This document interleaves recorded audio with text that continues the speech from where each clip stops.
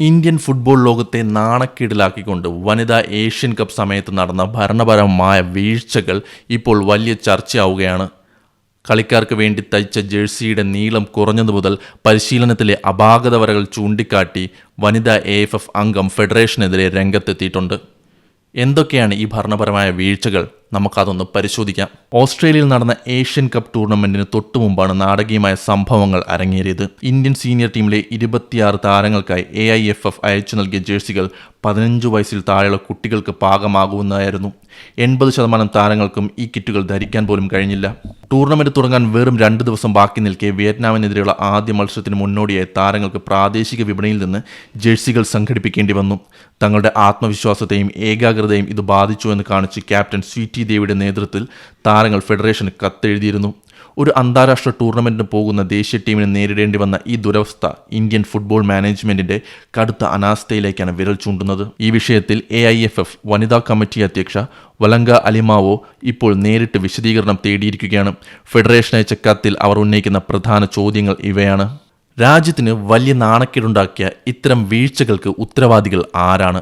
Tournament തുടങ്ങാൻ ആഴ്ചകൾ ഉള്ളപ്പോൾ മാത്രം ഒരു പരിശീലകനെ മാറ്റി മറ്റൊരു വിദേശ പരിശീലകയെ കൊണ്ടുവന്നത് എന്തിനാണ്? ആരാണ് ഇന്ത്യക്ക് നിലവാരമില്ലാത്ത ടീമുകളുമായിട്ട് അന്താരാഷ്ട്ര മത്സരങ്ങൾ സംഘടിപ്പിക്കുന്നത്? ഇതൊക്കെയാണ് അവർ എടുത്തു ചോദിക്കുന്ന ചോദ്യങ്ങൾ. ഡിസംബറിൽ നടന്ന യോഗത്തിൽ കിറ്റുകളുടെയും യാത്രയുടെയും കാര്യത്തിൽ ശ്രദ്ധ വേണമെന്ന് താൻ മുന്നറിയിപ്പ് നൽകിയിട്ടുണ്ടെന്നും അധികൃതർ അത് അവഗണിച്ചുവെന്നും എല്ലാ കാര്യങ്ങളും കുളമാക്കിയെന്നും വലങ്ക ആരോപിക്കുന്നു. അതേസമയം ആരോപണങ്ങളെ പ്രതിരോധിക്കാൻ AFF ശ്രമിക്കുന്നുണ്ട്. 7 മണിക്കൂറുകൾക്കുള്ളിൽ തന്നെ ഇറ്റാലിയൻ കമ്പനി നിർമ്മിതമായ ജേഴ്സികൾ അവിടെ എത്തിച്ചുവെന്ന് AIFF പറയുന്നു. പക്ഷേ ഇതിനെക്കുറിച്ച് ആരും തന്നെ ചർച്ച ചെയ്യുന്നില്ല എന്നും AFF കുറ്റപ്പെടുത്തി.